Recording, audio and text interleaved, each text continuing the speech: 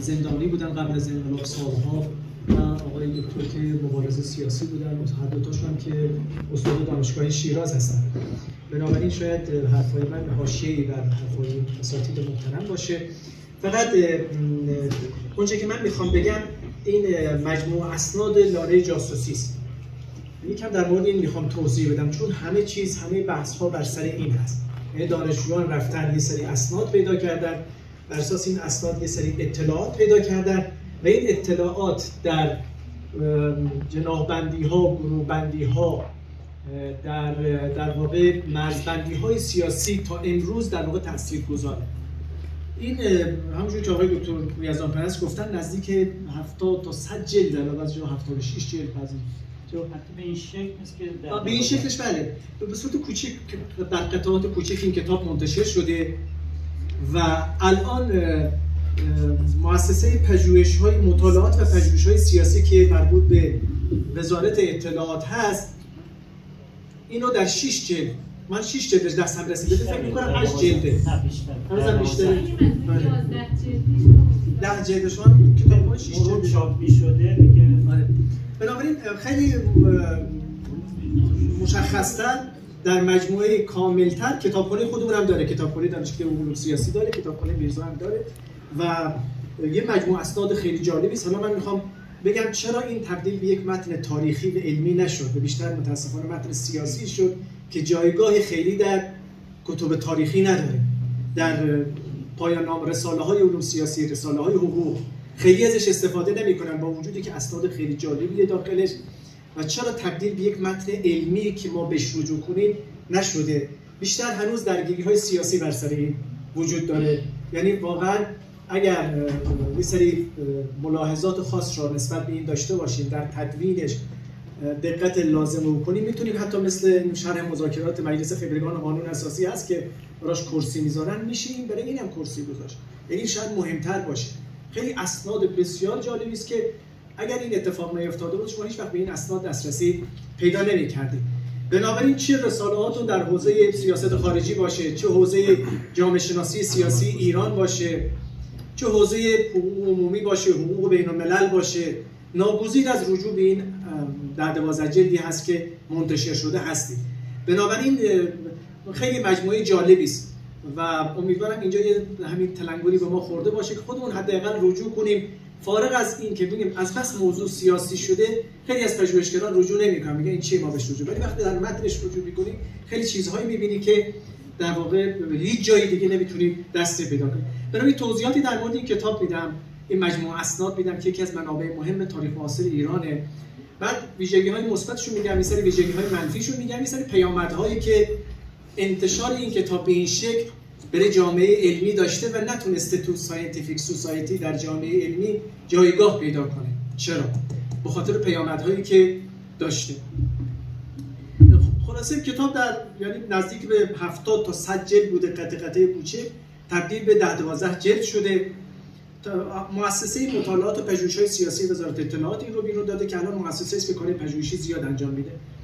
بعد تقریبا هر جلد 1000 صفحه است، یعنی ما 10-12 هزار صفحه سند داریم و بیشتر اسناد اون بریده ها کنار همدیگه کنار گذاشته شده با این زحمت فراوان. یعنی دستگاه‌های برش دارن، سفارت‌ها الان هم دارن و این در واقع احتمالاً میدونستن که دانشجوها به اونجا خواهند رسید، اونها رو برش زدن، بعضی جا هم حتی بعضی‌هاش حتی خمیر کردن، اون برش‌هاشو اینا تونستن کنار همدیگه بذارن. ظاهراً اونچه که تو مقدمه کوتاه نوشته بود برخی هم خود پرونده موجود بوده، یعنی برش نخورده. ظاهراً اون چیزایی که خیلی امنیتی اینا بوده به سمت برش اینا رفته. بعد مجموعه 12 جلد ترتیبش موضوعی است، اینم خیلی خوبه. یعنی ترتیبش تاریخی نیست که چون اسناد از 1340 شروع میشه 1961 تا 1979 تا 1100 تا 1980 1158 تا همین تا فکر می‌کنم 10 آبان 58 10 آبان 58 دو روز قبل از اینکه دکتر پور یزدانپرست اینا برن اونجا چه بوده؟ اونجا در واقع ما گزارش داریم از این، من دیدم گزارش داریم 10 آبان هم هست، 11 آبان این دو روز قبلش هم وجود داره.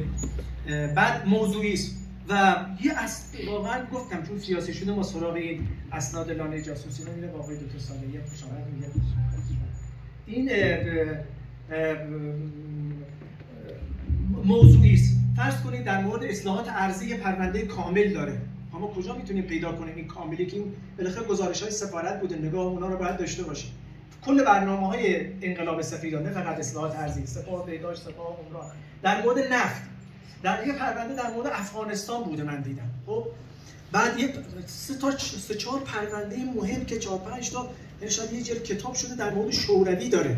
چون اینا شوروی رو از تو ایران هم رصد می‌کردن، گزارش می‌فرستادن به کجا؟ به وزارت خارجه امریکا. بنابراین خیلی همین ترتیب موضوعیش جالبه. شما میتونید یه موضوعی رو شخصیت‌ها در مورد همین امیر انتظام، در مورد مهندس بازرگان، خب شخصیت هم در واقع یعنی که اسنادشون از سال 40 تا یعنی تقریبا از 18 تا 20 سال کل سند در مورد این افراد، سندهای گزارش‌هایی که وزارت سفارت تهیه می‌کرده هست. میدونید دیگه یکی از منابع اسنادی برای رشته‌های علوم عمومی، بین‌الملل، علوم سیاسی، تاریخ، اقتصاد، حتی همین اسناد هست و اسناد سفارتخونه هاست. سفارتخونه ها کارشون عموما جاسوسی است دیگه. در لعاب دیپلماتیک ما میگیم سفارتخونه روزانه گزارش و تلکس میدن به کشور مطبوعشون و اینها بعدا در دسترس محققان قرار میگیره. الان اسناد کودتای 28 مرداد که امریکا بیرون داده هنوزم بعضی جاهاش مونده، در واقع اسنادی است که سفارتخونه بریتانیا میده. اینا تو مشروطه مثلا ما کتاب آبی داریم که اسناد وزارت سفارت بریتانیا در تهران منتشر شده. خیلی اسناد جالبی است. بنابراین ترتیبشون هم موضوعی است. حالا منطقه خاورمیانه توش هست. مثلا دو سه پرونده خوب در مورد مصر داره.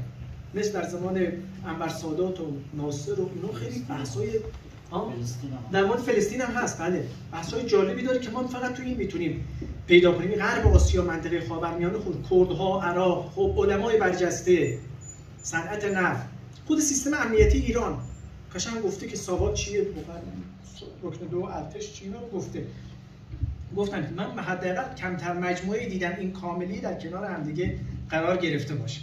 بعد اینا گزارش کنسولگری‌های انگلیس، کنسولگری امریکا، کنسولگری امریکا تو شیراز هم هست. یعنی خب شیراز هم خوب میتونیم اطلاعاتی برای انقلاب اسلامی در شیراز، تاریخ تحولات شیراز، تحولات اینا تو حتی تو شیراز، تو تبریز، تو اصفهان خوب تحولات انقلابی رو تو اصفهان گفتن، تو شیراز گفتن.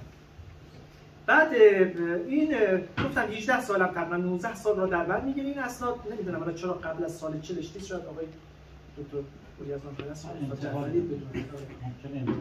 ممکن انتقال بوده باشه. بنابراین اینا ویژگی کلی کتاب هست. بالاخره اسناد این کتاب به ما مجموعه اسناد یکی از قطب‌های نظام بین‌الملل که ایالات متحده میده تو خاورمیانه رو به ما میده که هیچ اینو ویژگی مثبت کتاب رو گفتم، هیچ جای دیگه نیست. جزئیات تحولات سیاسی، حقوقی، حتی رو مقرره‌های حقوقی هم اینا نظر داشتن. این مقرر داره تو مجلس مصوبه میشه، داره بررسی میشه و اینها در واقع بحث کردن چه برای منافع امریکا خوبه، بده، چند نفر امریکایی تو ایرانن، نگاه مردم به اینها چیه، اینا رو خوب تو اینا آورد. اقتصادی و جزئیات تو اینها هست. هرچند من معتقدم که برای تکمیل این اسناد ما نیاز داریم به وزارت خارجه امریکا مجددا رجوع کنیم، چون اسناد وزارت خارجه امریکا که الان بعضا منتشر شده هستش. یعنی باید به اسناد برای تکمیل، اگر کاش مؤسسه مطالعات و پژوهش‌های سیاسی که امکان مالیش داد دوباره تکمیل می‌کرد اینها رو با اسنادی که خود امریکایی‌ها بیرون دادن، چون الان هست دیگه اسناد وزارت خارجه بریتانیا، وزارت خارجه اینا همش هست. اینا ویژگی‌های مثبت کتاب بود که من گفتم حتی جا داره یه کرسی بشه به دانشجویان آموزش داده بشه تا این حد. ولی یه سری مشکلاتی این مجموعه داره. این مشکلات باعث شده که اون تبدیل به متن علمی نشه، متن تاریخی نشه که ما با خیال راحت، با رغبت محققا بهش رجوع کنن. اما بخشیشون فضاهای سیاسی است که آقای استاد جعفری گفتن، آقای دکتر یزدان پرست، فضاسازی رسانه‌ای است که میکنن و اینها. ولی بخشیش هم خود اینها میتونستن یه کارهایی انجام بدن. مثلا اصلا نحوه تدوین اسناد توضیح داده نشده که چجوری جمع آوری شده، چند نفر بودن اینا رو جمع آوری کردن، آیا اسناد همه اونایی که خمیر شده بود چه کار کردید، اونایی که اینا لازم بود. یعنی مقدمه عموما ما مقدمه رو نباید با جهتگیری‌های سیاسی، مقدمه رو صرفاً با کتاب‌های اسنادی وقتی اینجوری می‌نویسن که بگن این مجموعه کجا به دست اومده، چجوری به دست اومده، چجوری تدوین شده، چه اهمیتی داره. اینجا یه مقدمه خیلی ضعیفی داره این کتاب، خیلی مقدمه ضعیفی داره و توضیح لازم داده نشد. یه کسانی که این اسناد را تدوین کردن، احتمالاً آقای دکتر پوری‌عزام پرست کیا بودن؟ چون برای ما مهمه آیا اینا شناخت تاریخیشون خوب بوده؟ آیا مترجم اسناد تاریخی بودن؟ چون به نظر میاد در ترجمهش مشکلی وجود داره، ثقیله. وقتی الان من حداقل 2 جلدش رو نگاه کردم، احتمالاً این تسری پیدا میکنه به تمام جلد. مترجما کیا بودن؟ آیا اینا اسناد تاریخی رو میشناسن؟ مورخ بین اینا بوده؟ از علوم انسانی چند نفر غیر مثلا آقای دکتر پوری‌عزام پرست بیشتر من اینا البته هست، مرحوم شیخ الاسلام هم علوم انسانی بود، چند نفر دیگه هم بودن، ولی این مشخص نیست. خب بعد معلوم نیست چقدر وقت گذاشتن اینا رو تدوین کردن. این 12 جلد یا 100 کتاب قبلی الان شده 12 جلد، چقدر روش وقت گذاشته، چقدر دقت شده در ترجمهش، چقدر دقت شده. ویراستاری جدی هم نشده. فرض کنید در واقع الان پایینش یه سری پاورقی‌ها دارن که اینجا خوانده نشد، اینجا نمیدونم درجه، ولی اسناد نیاز به ویراستاری دارن، که پاورقی‌های جدی بخوره. اینم توش نیست. این نکته خیلی بدی که در مجموعه این اسناد من دیدم، یه دفعه مثلا طرف که الان تدوینگرای کار کردن وسط سند اومدن یه پاراگراف اضافه کردن، معلوم نیست جزء سنده یا معلوم نیست آقا نظر خودش رو گفته، احتمالاً نظر خودشه، یعنی یکم هیئتی بد ریختی تو سندها هست، ریخت شناسیش خوب نیست. خب و یه پاراگراف آورده با جهتگیری سیاسی، به این خاطر این رو میگفتم تبدیل به یک متن سیاسی کرده. تا متن تا لازم نیست که این کارا رو توی متن خودش سخن میگه، سند خودش سخن میگه، لازم نیست شما بنویسید این فلان این. یا بعضی جاهاش من نمیدونم ولی تو اون 74 جلد هم هست خود تو سند دست برده شده. مثلا احتمالاً نوشته بودن مثلا رفسنجانی اینا کردن آیت الله رفسنجانی، چون آیت الله رفسنجانی که اخیراً با هاشمی رفت اون موقع که نمیگفتن، یا با مقام اعظم رهبری اون موقع آیت الله خامنه‌ای نمیگفتن، اینا دست توش بردن این کارا رو کردن. این کارها خب اصالت سند رو مخدوش میکنه. میگه پس شما این کارو کردید، احتمالاً ممکنه به نظر مخاطب و به نظر شما ممکنه کاری دیگه هم در متن سند انجام داده باشه. بنابراین احتمالاً گفتن مثلا هر جا خامنه‌ای است آیت الله خامنه‌ای، هر جا هاشمی است آیت الله هاشمی است، هر جا شریعت مداری است شریعت مداری است. این آیت الله شریعت مداری نیست. خب اون که در واقع هر جایگاه چه داشت. یعنی میخوام بگم چنین چیزهایی دستبردهایی هست که متن رو سیاسی کرده تا تاریخی و علمی، یا حاشیه‌های سند کمتر توشه. شما میدونید یه متن که وارد میشه مدیر چه دستوری روش میده، پایتر چه دستوری میده، وارد که میشه تا خارج میشه حاشیه میخوره دیگه. این حاشیه بعضی وقتا مهمتر از متنه. مثلا یه مدیر میگه آقا بایگانی بشه، شما متوجه هستید که این اهمیتی نداشته براش، ولی یه مدیر بررسی میکنه میگه در واقع برید پرونده دیگه‌ش هم ببینید. این حاشیه‌ها در متن نیست، حاشیه‌ها مهمه. یه چیزی دیگه باید به ما گفته بشه آقای دکتر پوری‌عزام پرست، شما که اونجا بودید تو ان شاء الله تو گزینش اسناد چجوری بوده. خب چون برخی از اعضای نهضت آزادی از جمله امیر انتظام تو خاطراتشون معتقدن که این اسناد دانشجویان گزینشی بیرون آوردن. یعنی مثلا مرحوم اسنادی که مربوط به مرحوم شهید بهشتی کمه توش. چین چیزهایی من کار ندارم، منم نگاه کردم شهید بهشتی کمه توش. این مشخصه. میدونید بالاخره هر نظامی میخواد نظام دیگه جایگزین بشه، بخشی از نظام یعنی افرادی که کارگزار بعدی هم میرن با کارگزار قبلی مذاکره میکنن، سفارت ها میرن. یعنی شما تا تو بلوک قدرت بخشی از بلوک قدرت رو با خودتون همراه نکنید نمیتونید انقلاب کنید، نمیتونید تغییر نظام بدید. خب حالا نمیدونم چون جنبه خاص جناحبندی و سیاسی داشته، به نظر میاد اونجور که مخاطب کارشناس سند میخونه به نظر میاد اینو گزینش‌هایی در سند وجود داره. خب مثلا به جزئیات در مورد امیر انتظام هست، به جزئیات در مورد شهید بهشتی نیست، نمیدونم چون به جزئیات در مورد مرحوم امام نیست. هیچ ایرادی نداره، ببین هیچ ایرادی نداره. رهبر یک انقلاب بوده، ممکنه در واقع بحثی هم در مورد سفارت امریکا کرده باشه، باهوش بوده امام که برای ما مبرزه که رفته باشه یا کسی را فرستاده باشه یا شهید متعهد، ولی اینا نیست. به این خاطر برخی میگن چرا این متن فقط مثلا چه شده، برخی افراد خاص خیلی توش برجسته شدن. حالا نمیدونم شاید هم نبوده، من میگم باید توضیح داده بشه که چه اتفاقی افتاده. نمیشه چون شهید بهشتی خیلی مؤثر بود، اصلا استیتمنت بهش میگفتن دولت ساز. میشه مثلا من تو این جلد فقط سه تا شهید بهشتی دیدم، اونم خیلی حاشیه‌ای به شهید بهشتی توجه کردم. این نقش شهید بهشتی رو تو انقلاب کم بکنه و نوعی افشاگری حس میشه. خب افشاگری کاری منافقین بود، کار مجاهدین خلق. اون این سندی به دست می آوردن مجاهدین خلطارش این بود. یه سندی به دست می‌آوردن هو یاهو، بعد میگفتن آقا اینو فلان فوش میداده با این سند، با یه سند ما نمیتونیم یه نفر رو متهم کنیم، چون فرض کنید شایعات هم ممکنه جزئی سند آورده باشه. کارشناسان امنیتی شایعات رو جمع آوری میکنن، اون شایعه رو ما به عنوان یک سند بگیم. نه، سند باید پکیج دیده بشه، مجموعه اسناد دیده بشه، چون اون شخصیت کارکردش مشخص میشه. همین که نگاه کنید، یعنی من جلد اول رو دیدم همین نوشته افشاگری. اصلا واژه افشاگری واژه منفی هست، هم در متن فقهی، استادی رو بهتر میدونن آقای دکتر، هم در متن حقوقی. افشاگری چیزی نیست. ما در واقع واژه‌های محترمانه تری هم در شرع مقدس داریم، هم در متون ادبی خودمون داریم. همین واژه‌ها افشاگری ها مثلا بده. خب به نظر میاد شاید هم نیتی که نداشتم، ولی همش نوشتن افشاگری یعنی یه چیزی رو دست بیاری آیهو کنی.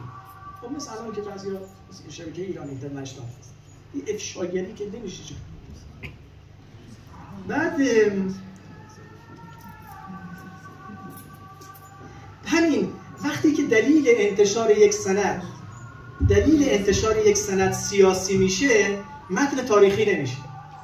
چون دلیل انتشار سند این مجموعه اسناد سیاسی شده، نتونسته تبدیل به برعکس اینکه خیلی اطلاعات جالبی توش هست و تبدیل به یک متن سیاسی و اینها بشه. بنابراین اینجا یه سری پیامدها داشتن داره تذکر به من میده.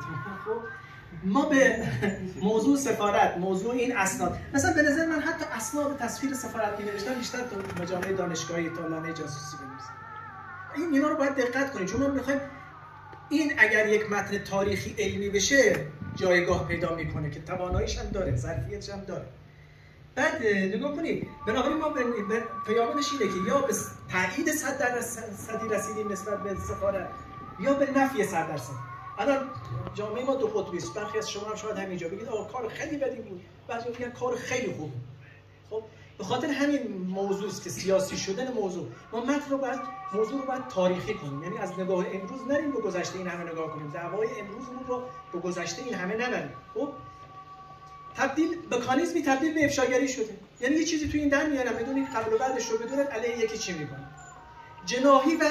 جناحی و مرزبندی شدن سیاسی شده. این کتاب تبدیل به جناحی، یعنی محصول کار این کتاب شده، جناحیش کردن، باندیش کردن.